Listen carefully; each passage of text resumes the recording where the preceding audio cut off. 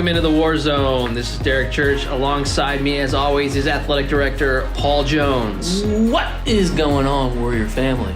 It is a big week. It is one of the most exciting weeks of the year. It's the kickoff of the sports season. Game week. How excited are you as first-time AD? This is your first. This is the show. You made it. My life is full and fulfilled. Is only going down from here. I think it's only going up because I see a lot of W's in the future. Yeah, so as I was being completely sarcastic in that last statement, so thank you for pointing that out. You're welcome. So here we go. It's sports season. It's time to put the uniforms on, the practices, all the preseason stuff is done. We are ready to actually get out there and compete. So this is what athletes live for, man. This is the chance where those long, hot summer days, those suicides, those sprints, long distance running, it all pays off, man. Yeah, absolutely. And we're building off some good stuff from last year. And so this is, I guess, our first annual fall sports, because we are going to have this podcast in perpetuity. Every year from now going forward, we're going to have this podcast. So this is the first fall sports preview show. Yes. So we are going to talk today a little bit of TCA volleyball.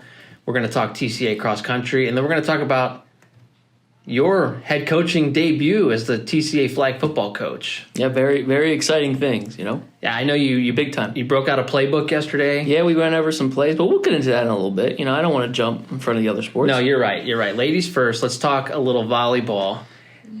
The volleyball team's headed off to Winter Haven today. Sunshine State Tournament. Looking to capture a little magic in the first tournament of the year. Yep, hoping to bring that trophy home, that Under Armour trophy home. I think Under Armour's our sponsor this year. Last year was Body Armor. Yeah. But yeah, so Derek, you're familiar with this team from your role last year. Who are you looking forward to the most on the girls volleyball team? We'll start with varsity. Well, I guess I would start off by saying, Coach Merlin's done a great job with the team. He's the head of the Wizards volleyball club, so he has really seen these girls develop a lot over the last couple of years. To say who I'm excited about, I'm excited to see all of them, but I guess probably the two or three key returning players we had from last year. You have Camilla Fundora, who is a junior now. Isn't that last name fun to say? It's very fun to say. She puts the fun in Fundora. Dun, dun, dun, dun, dun. Exactly. She's a fun player to watch because she's very athletic. Yep. And she plays. She is. She plays above the net, and she's not a tall player, but she's a really good hitter up front. So excited to see her play. Sofia de los Mazos has been one of the best all-around players we've had over the last 2 seasons as a varsity player. Now, say that name 3 times fast. Yeah, exactly. I can't. Try Sofia it. de los Mazos. Sofia de los Mazos. Sofia de los Mazos. See, I got you, Sofia. Wow! Look at this guy. So she's been really good playing in that setter position, but also can kind of play all around the floor. And then you got Sarah Richardson, who gave us a nice advantage last year being able to be a second setter. So to have 2 setters on the floor at once is really helpful. And Sarah brings a lot of energy to the ball club. She does. She does bring a lot of energy to the team. She's got a great attitude. But you know what? I think those 3 are 3 that are returning. There's more that we're going to talk about because I know Coach Merlin's got some tricks up his sleeve. So it remains to be seen who's going to have the breakout season. Yeah, and we are very blessed this year in girls volleyball that we have not 1 team, not 2 teams, not 3 teams, but we have 4 girl volleyball teams this year. We have 2 middle school teams, a JV team, and a varsity team. So girls volleyball, it is a very, very healthy sport right now at TCA, and we're excited for the season, man. Yeah, when you have that kind of depth, I know it's something we've talked about on the podcast before, but having the numbers to be able to be a little more selective on who you bring up and where you place players so you can get them at the appropriate level. I know the varsity's got nine girls on the roster, and all of those girls that are on that varsity roster bring something different to the table. I'm thinking in terms of breakout players this year. One that definitely comes to my mind is Samantha Manier. She was a good player for us last year, a good hitter, but just kind of watching her in practice a little bit and seeing her development, I feel like she's one that is going to really surprise people and be one of the top players we've got. Maya Pastor is another one that's been playing club with Coach Merlin. She worked very hard this summer. Yeah, and she's another one of those great attitude, effort players that I think we can expect some real improvement from her as well. And then you add some new players into the mix that we haven't seen play for us before. You've got Nina Rosa, you've got Natalia, and you've got Brianna St. Cloud, who didn't play last year and is back. So you've definitely got some players that are going to be an interesting group to watch. Mm-hmm. No, I completely agree. And I know these girls with Coach Merlin and Coach Marissa coaching JV. The lovely assistant. Yep. And then Coach Casey and Coach Real. I mean, coaching middle school, they're in really, really good hands. So we're very excited to see how our middle school girls and JV girls and varsity girls program take off this year. Another player I should mention, too, before we close out the varsity side of this, is Valeria Gonzalez, because she's another one that's just outstanding attitude, has worked with Merlin quite a bit. She, I think, is going to bring a lot of versatility to the team as well. She can play all over the floor. So I'm telling you that with Merlin, just in his teams, I watched him last year, he'll pull a rabbit out of the hat when you don't expect it. You know what I mean? No. I mean, he's full of surprises. Oh. He's full of surprises. Okay, got it. I thought you meant like a literal, like he would bring a rabbit. He doesn't really wear hats, so I didn't understand that analogy. It's a figure of speech. Got it. Anyway, September 2nd is going to be our whiteout game. We have 3 games that night at home versus Berean Christian. There's going to be gift card giveaways. There's going to be hot food. But more importantly, we want you guys to come out and support our middle school JV and varsity girls. So those times and details are on our Instagram, Facebook page. They're on our schedule. And please come out. Who are you looking forward to seeing these girls play? I know the Berean game, obviously September 2nd, is a big one just for the school. But is there any opponents you look forward to, especially just seeing them match up with? I'm really excited about this tournament they're in right now. They're matched up with several teams that I think that we don't. Dornt? What is it? It's a new word. Nice. Okay? We don't usually play. Yeah. It's in Winter Haven, which is right outside Orlando, and I know last year basketball was really competitive for the boys, and they did a good job matching up with the level of the schools and the program. So I'm excited for them to bring home a trophy. I'm just locked in the present moment, you know? Yeah. That Sunshine State tournament with Mark Brown is well done. So we look forward to hearing how the girls do while they're up there in Winter Haven.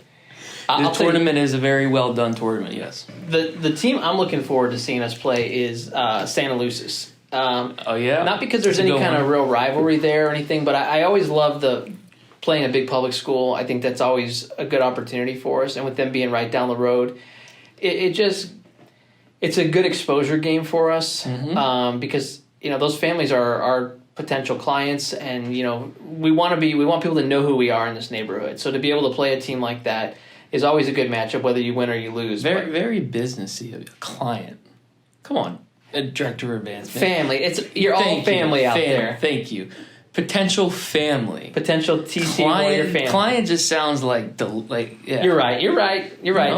That was an advancement thing. I got to put my athletics hat on here. Yes, we're a family here. Yeah. You're right. I know. Anyway, moving on. I've been enchanted by the advancement world here.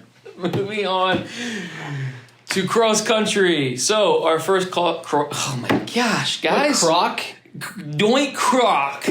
Our first cross country meet is tomorrow morning, which is Saturday, depending on when you listen to this. Oh yeah. Well, our first cross country meet is coming up, and I'm excited, man. These guys and these girls work so hard. It's just amazing seeing them run around campus, pushing themselves. Because the thing with cross country is, you're your best competitor. You have to compete with yourself every day. You have to compete with your own time. Other runners around you can push you, but you have to try to beat yourself every single day, and they've been working hard. They've been at it. Yeah, I mean, I've seen from last year to this year, just the work ethic just continued to improve, and the effort they put into it increase. I think part of that's because, when you win a district title, that's motivating then to put the work in for the next year. When you get a taste of what it's like to win, I think traditionally teams will work even harder the next year to stay there. Got to go back to back, They got to push themselves, bring home another banner, another trophy. Now, I'm not a runner. I don't know if you're a runner. I run all the time. You got that runner's physique. Starbucks runs, Dunkin' runs, That's Wawa true. runs. That's true. Well, because we are not necessarily runners, we thought it might be a good idea. Not necessarily. I mean, not necessarily. I can run if I'm being chased, but I choose not to. I prefer to drive a vehicle. As do I. So, who better to bring in than head coach? Usain Bolt. He hasn't returned our call for maybe track season. But next best thing, we have our cross-country head coach, Noah Bresnick. We sat down with him and talked a little bit about the season. All right, joining us now in the Warzone is Warriors cross-country coach, Noah Bresnick. Noah, welcome in. Hi, how's it going? It's going great. So you, in your first season last year as a head coach, won a district title, which is pretty exciting. Yeah. So tell us a little bit about last year and kind of how that set the bar for this year. So last year our season was just a little different because of COVID and everything. But luckily we still had a couple of runners. We didn't have a girls team, but we were lucky and fortunate enough to have a guys team. That guys team did end up winning districts. And not just because of the limited teams out there, but each of them honestly had a great performance overall at the district meet. So Noah, what runners do you think are going to take the biggest leap forward this year? So I'd have to say two of my seniors for sure, Luke Durazio and Eva Zelaya. We had some summer training over the summer, and they were there almost all the time, besides if they ever had to go out of town a couple times. But besides them, also one of our freshman runners, Chris Gunterman, he's been playing a big part since last year, and since then he's really got involved in running cross country as well as track. And I know he wasn't able to make it a lot to our practices, but he also just put in some work on his own time over the summer. So I definitely think he'll be a big part. What can you tell us about Xavier? Xavier had an injury at the end of the track season, and he's back out there running now. And he was really, by the end of the season last year, he became a really crucial runner for us. So what's his status as of today? So as of today, he's still not running. He's able to walk and everything. But we're waiting until sometime in the beginning of September when he's supposed to be running again, and then hopefully he'll be able to jump right back in. But like you said, he was a big part of our team, and that was only like his second year running. So now going into his third year, also his senior year. But he just has a lot of grit and just a lot of heart too.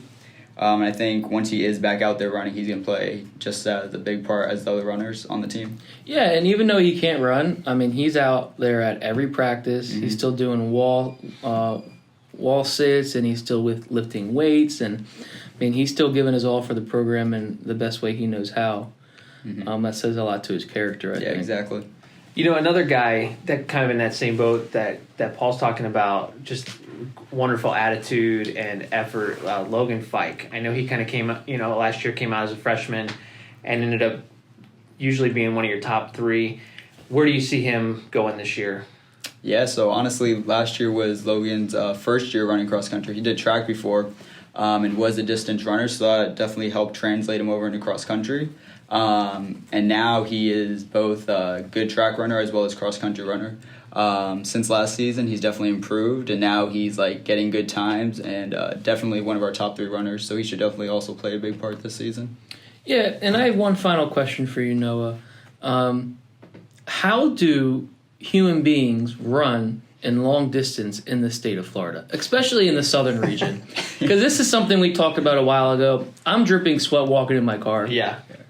So how do these young people do it? I have no idea. They just got to be really dedicated, I think. Also, just being young at their age, I think, plays a big part into that. When you're that young, I feel like it's just easier to get it done. More power to them, because it is dead hot sometimes, man. Oh, yeah. So the Warriors will kick off the season this Saturday at Park Vista. Good luck, Noah. Good luck to the team. We're looking forward to another great season and hopefully building on that district title from last year. Yeah, thank you. All right, so it's great hearing from Coach Bresnick coming off that district title. I'm excited to watch cross country run this year and see what they can do. So now we come to your sport, Paul, flag football. First year coaching it, but not your first exposure to the sport. I think you played back in the day, right? Back in those Jersey days. I don't recall. I think if legend serves, you were on Mr. Joseph Sinelli's team. He was the QB. He stacked the team, and you and Cal had a glorious fourth grade season. Is it fourth grade? I think third, fourth, and fifth. Third, fourth. Oh, three. I think it was 3. Yeah, we didn't lose a game in 3 years. No big deal. But hey, you can't stop greatness. No. What lessons are you going to take from those old glory days of flag football? Bring them out to the TCA Warriors flag football program. Hit or get hit. Really? No. So, lessons? Ask me a real question. Come on. Do you think that this sport would be more fun if there was tackling? That's called tackle football. Yeah, I know. Okay. Sure. Okay, cool. Yeah, I agree. It is fun. No, but seriously. So, flag football season, you guys, I believe your first game is early September, right? September 7th for varsity, September 8th for middle school. Okay. So, on a serious note, so when you prepare for this, you're obviously, it has clear similarities to tackle football. I mean, some of the stuff is the same, but there are definitely some key differences in the number of players on the field. The size of the players. Yeah, it's obviously not a padded sport. So when you're in a practice, for people who maybe aren't that familiar with flag football, what are you guys working on specifically? The first couple weeks we worked on a lot of individual stuff, hands drills and some footwork things. We worked on some passing drills, worked on some cone drills, a little bit of live 3v3 work, and we just started implementing plays last practice for varsity and middle school. And then our practices next week, we're going to focus heavily on some defensive stuff. Because we have, for varsity, for high school, we have a lot of great athletes, but we just don't have a large team.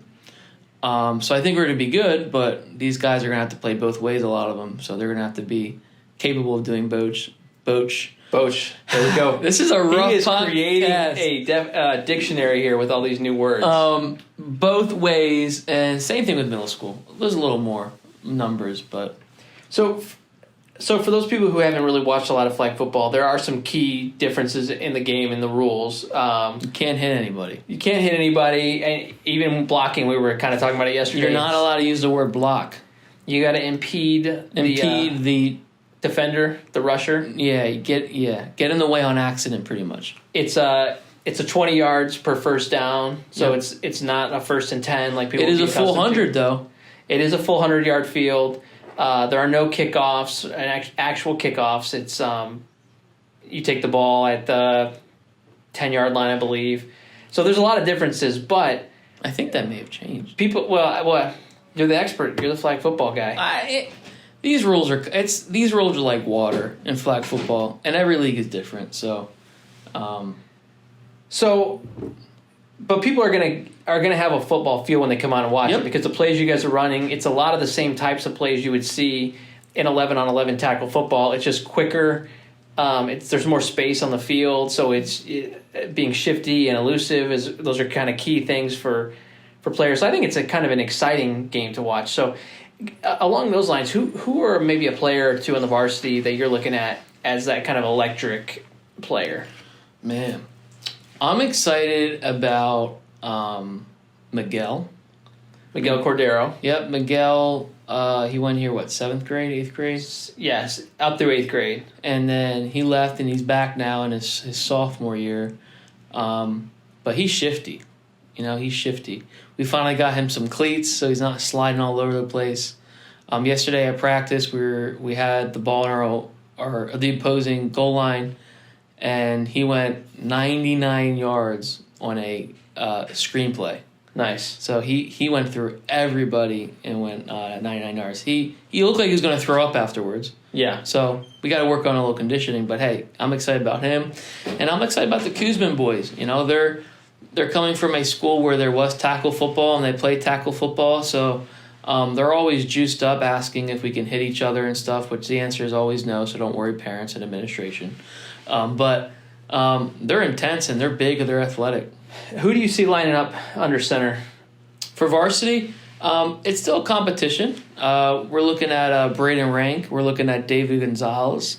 Braden's a junior, and David is a freshman who plays baseball as well. So we'll see. We're going to have a lot of wild card stuff. We're going to mix it up. You know, a little Miami Dolphins, Ricky Williams action, Ronnie Brown. Yep. Yeah, for all you Dolphins fans out there. That's Fins exciting. up. Yep. And I know, obviously, with a sport like this, that's not a traditional sport. Sometimes you just have to get into the games and see how guys perform and get a feel for what the team is going to be like. Yeah, and my biggest thing I keep preaching to the guys is I want to win. I want to have fun. We're going to work hard at practice, but it's a different atmosphere than the other sports. Yeah. It's lighter. It's the least demanding sport we offer here. There's the least amount of games. There's not as many practices as other sports, but because I want these guys to learn how to love the game and have fun, and then also win at the same time. But don't get me wrong, you know, if we're slacking off, if they're goofing off when they shouldn't be, we're doing push-ups, we're doing suicides, but it's different. Yeah, we're excited to see the sport come back. Last year, COVID kind of knocked it out, and so to have it come back, I think the kids are excited. It's a fun sport for our fans to watch, and like you said, it's got a different vibe than pretty much any other sport. So I encourage you guys that are listening, you know, when you see those game day posts come up, come out to the field, watch these guys play. It's a lot of fun. I think you'll enjoy it. If you're a football fan, you'll enjoy flag football. Yep, and make sure you come to the games, home games that we have. I'm working hard to fill up our schedule, but it's just a lot of schools are finding it really hard to have numbers post-COVID. They're just, because flag football isn't the top priority for a lot of athletic programs. They're trying to fill in their athletes with other sports, and even though enrollment is up at a lot of places, they just can't field flag football teams. I've already had several schools reach out that just can't have teams. So if you see a game and you're thinking about going, go, because it's a weird year, you know? Yeah. All right, guys. Well, you're not going to talk about middle school? Oh, we're going to talk about middle school? Oh, my goodness. Yes, you're middle school flag football. Okay, we didn't give the middle school volleyball a big push, so I didn't know if we were doing that. You know what? We were doing. You're right. Equality.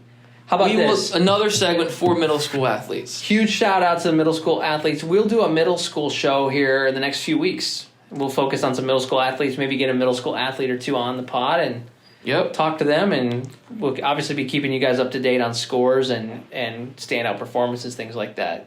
Yep. Anything else?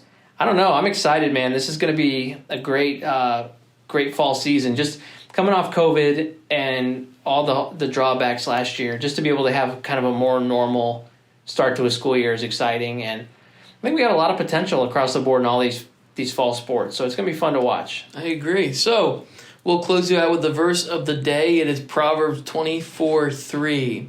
By wisdom a house is built, and through understanding it is established. This is D Church and P Jones with the Warzone podcast.